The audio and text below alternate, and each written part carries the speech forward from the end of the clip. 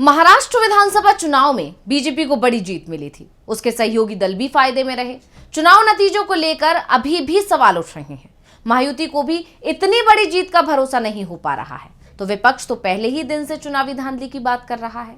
दावा कर रहा है कि जो भी सवाल उसकी तरफ से उठाए गए हैं उसके सबूत भी सामने आ रहे हैं, बस चुनाव आयोग जवाब नहीं दे रहा है।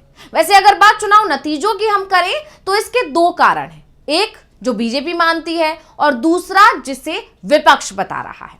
ऐसे में आज हम अपनी स्पेशल रिपोर्ट में इन दोनों ही कारणों पर बात करेंगे कि कैसे बीजेपी और उसके सहयोगियों को बड़ी जीत मिली और जीत के पीछे जो कारण बताए जा रहे हैं उनमें अब बीजेपी बुरी तरह से उलझ गई है। तो सबसे पहले हम बात करेंगे बीजेपी अपनी जीत का क्या कारण बताती है। नमस्कार, मैं हूं अंशिता।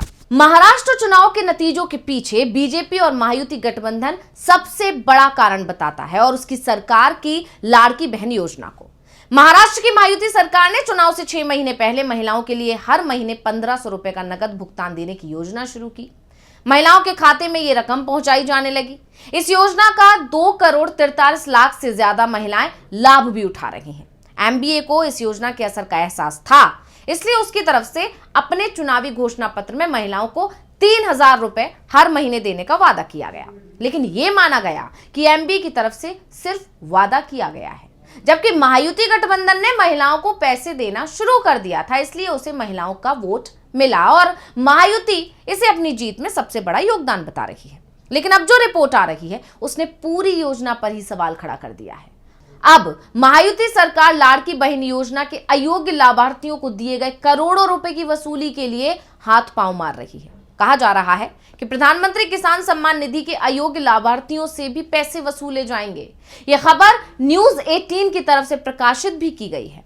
हेडिंग थी, लड़की बहन योजना, महाराष्ट्र में प्यारी बहन पर सरकार की मार, खाते में डाले पैसे फिर निकाले गए। इसी तरह हिंदुस्तान टाइम्स की भी एक रिपोर्ट थी। इसमें भी कहा गया कि महाराष्ट्र में लाड़की बहन योजना में अपात्र महिलाओं से पैसे वापस लिए जाएंगे। एसटी की रिपोर्ट के अनुसार सरकारी अनुमानों में कहा गया है कि 30 लाख महिलाएं ऐसी हैं जो लाड़की बहन के लिए पात्रता मानदंड को पूरा नहीं करती हैं, लेकिन उन्हें 1500 रुपए प्रति माह की 6 किश्त मिली है। राज्य में 12 लाख अपात्र किसान हैं जिन्हें पीएम किसान योजना के तहत लाभ मिला है। वसूल की जाने वाली ऐसी राशि 4000 करोड़ रुपए से ज्यादा है। शिवसेना यूबीटी नेता प्रियंका चतुर्वेदी ने इसको लेकर पूछा है, चुनाव से पहले कई लोगों को दिए गए पैसे को अब वापस लेने की कितनी शर्मनाक कोशिश की जा रही है। पैसे देने के लिए पहले जांच क्यों नहीं की गई, ये एक बड़ा सवाल है। और इससे उन्हें जितने भी वोट मिले और सरकार बनाई, क्या चुनाव आयोग को इसे अवैध नहीं मानना चाहिए? वैसे इस योजना में गड़बड़ी की बात सरकार ही मानती है। महाराष्ट्र के डिप्टी सीएम अजीत पवार ने कुछ दिन पहले ही लाड़की बहन योजना को लेकर चेतावनी दी थी। अपनी पार्टी एनसीपी के दफ्तर का उद्घाटन करते हुए अजीत पवार ने कहा था कि 2.5 लाख रुपए और उससे ज्यादा की वार्षिक आय वाली लाड़की बहन लाभार्थी इस योजना से बाहर आ जाएं। पवार ने कहा, पिछली बार हमारे पास संभावित लाभार्थियों के दस्तावेजों के सत्यापन के लिए सीमित समय था। हम लाभार्थी के आधार को योजना से जोड़ना चाहते थे, लेकिन ऐसा नहीं हो सका। सरकार ने उन लाभार्थियों को भी योजना का लाभ दे दिया जिन्होंने आधार डेटा नहीं दिया था। यानी बीजेपी के लिए ये योजना उसके गले की फांस अब बन गई है। इसलिए दिल्ली के सीएम अरविंद केजरीवाल ने बीजेपी पर तीखा तंज कसते हुए कहा है कि बीजेपी वोट तो ले लेती है, लेकिन सरकार बनते ही वादे अपने भूल जाती है। वो तो करते हैं घोषणा। महाराष्ट्र में क्या हुआ, जिन जिन महिलाओं को इन्होंने पैसा दिया अब ढूंढ रहे हैं उनसे पैसा वापस लेने के लिए। कभी हुआ इस देश के अंदर कि जनता को कोई जन कल्याण की सुविधा दे दी, अब कह रहे हैं वापस करो? इससे बेशर्मी और इससे ब्लेटेंट कुछ हो सकता है? साफ है, बीजेपी की योजना सिर्फ वोट लेने के लिए थी। लंबे समय तक ये योजना चलते नहीं दिख रही है, इसलिए इसका असर अब दूसरे राज्य में बीजेपी को फायदा नहीं दिला पाएगा, ये तय है। यानी बीजेपी की जीत का जो मुख्य हथियार था वो बेकार साबित होता दिख रहा है। अब बात करते हैं विपक्ष के दावे की। तो विपक्ष का कहना है कि महाराष्ट्र के चुनाव नतीजे बड़ी धांधली का परिणाम थे। हर स्तर पर चुनाव में धांधली हुई। चुनाव परिणाम आने के बाद जब चुनाव के आंकड़ों का विश्लेषण किया जाने लगा तो चौंकाने वाले अंदाज में वोट बढ़े हुए पाए गए। न सिर्फ ईवीएम में डाले गए वोट और गिने गए वोटों में अंतर आया, बल्कि यह भी पता चला कि चुनाव से कुछ महीने पहले ही लाखों नए वोटर मतदाता सूची में जोड़ दिए गए। विपक्ष ने पहला सवाल तो वोटिंग लिस्ट पर ही उठा दिया। दावा किया था कि लोकसभा चुनाव 2024 के बाद 5 महीनों में महाराष्ट्र में कुल मतदाताओं की संख्या में 47 लाख बढ़ गए, जबकि 2019 के लोकसभा चुनाव से लेकर 2024 के लोकसभा चुनाव तक 5 साल में महाराष्ट्र में करीब 32 लाख वोटर ही बढ़े। इस हिसाब से तो सिर्फ 3 लाख वोट बढ़ने चाहिए थे। कांग्रेस ने कहा था कि 19 अक्टूबर को चुनाव आयोग के सामने यह मुद्दा उठाया गया था।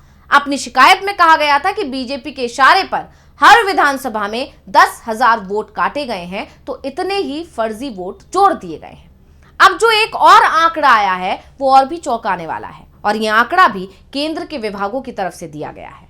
क्या ऐसा हो सकता है कि किसी राज्य में वयस्क यानी 18 साल से ज्यादा उम्र के जितने लोग हैं उससे भी ज्यादा मतदाता हो जाए? कांग्रेस पार्टी के प्रोफेशनल्स और डेटा एनालिटिक्स विंग के अध्यक्ष प्रवीण चक्रवर्ती ने द हिंदू में लिखे एक लेख में कहा है कि ईसीआई ने 2024 के महाराष्ट्र राज्य चुनाव के लिए 9 करोड़ 70 लाख मतदाता थे, जबकि नरेंद्र मोदी सरकार के स्वास्थ्य मंत्रालय की रिपोर्ट ने 2024 में महाराष्ट्र की पूरी वयस्क आबादी यानी 18 वर्ष से ज्यादा की आबादी की अगर बात करें तो 9 करोड़ 54 लाख होने का अनुमान लगाया। चुनाव आयोग ने खुद माना कि महाराष्ट्र में वयस्क आबादी से 16 लाख मतदाता ज्यादा थे।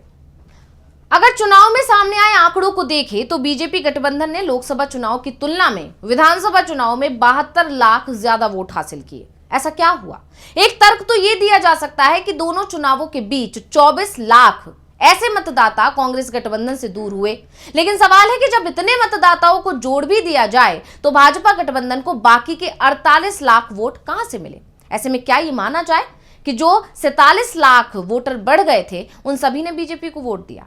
इस बीच एक खबर और आई कि महाराष्ट्र विधानसभा चुनाव में गिने गए वोटों और डाले गए वोटों के बीच काफी अंतर है। चुनाव आयोग ने बताया कि अंतिम मतदान 66.05% था, यानी कुल 6 करोड़ 40 लाख 88,195 वोट पड़े, लेकिन जब काउंटिंग हुई तो 6 करोड़ 45 लाख 92,508 वोट निकले, यानी कुल पड़े वोटों से 5,04,313 ज्यादा वोट गिन लिए गए। हालांकि 8 विधानसभा क्षेत्रों में गिने गए वोटों की संख्या डाले गए वोटों से कम थी। बाकी के 280 निर्वाचन क्षेत्रों में गिने गए वोट डाले गए वोटों से ज्यादा थे। दिल्ली चुनाव में इन मुद्दों को जोर शोर से उठाया गया और कहा जा रहा है कि इस बार दिल्ली विधानसभा चुनाव में बीजेपी की तरफ से इस तरह की गड़बड़ी अगर हुई भी तो वो बहुत कम सीटों पर हो पाई। हालात ये हो गई हैं कि बीजेपी आम आदमी पार्टी पर ही उल्टा वोटिंग लिस्ट में गड़बड़ी का आरोप लगा रही है। साफ है, इस बार महाराष्ट्र विधानसभा चुनाव में बीजेपी पर उसका ही दांव काम आता नहीं दिख रहा है। लाड़की बहना योजना में पैसे देकर वापस लेने के दावे हो रहे हैं तो लाखों महिलाओं के नाम जांच के नाम पर काटने की तैयारी भी हो गई है, जबकि पहले दावा किया जा रहा था कि हर महिला को पैसा दिया जाएगा। योजना में मिलने वाले पैसों को बढ़ाकर 2,500 रुपए किए जाने की बात कही जा रही थी, लेकिन अब सरकारी खजाने पर बोझ बताकर कहा जा रहा है कि 1,500 रुपए ही दिए जाएंगे, और कब तक चलेंगे इस पर भी सवाल है।